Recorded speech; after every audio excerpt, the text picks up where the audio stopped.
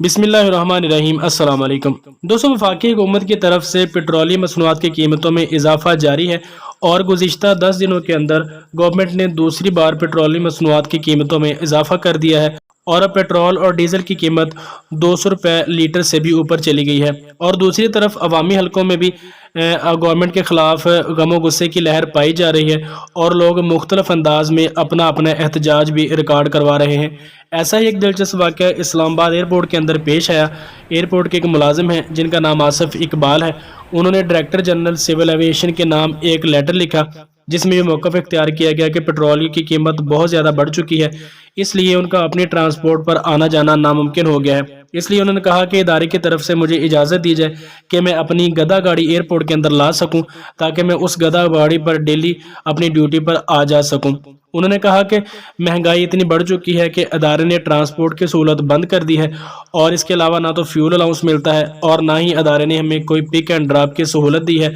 इसलिए अदारा मुझे इस बात की इजाज़त दे कि मेरे पास जो गधा गाड़ी है मैं इस पर अपनी ड्यूटी के फ़राइज़ सर अंजाम दिया करूँ। जब सिविल एविएशन से रब्ता किया गया तो उनके तर्जुमान ने इस बात की तस्दीक की कि हमें वाकई लेटर लिखा गया है, लेकिन उन्होंने कहा कि ये सिर्फ मीडिया स्टंट के लिए है, इसके अलावा इसकी कोई हकीकत नहीं है। उन्होंने कहा कि दरख्वास्त गुजार ने सिर्फ मीडिया में अपनी पब्लिसिटी के लिए ये दरख्वास्त लिखी है, वरना एयरपोर्ट की तरफ मेट्रो की सहूलत मौजूद है जिस पर बड़ी आसानी से वो ड्यूटी पर आ जा सकते हैं।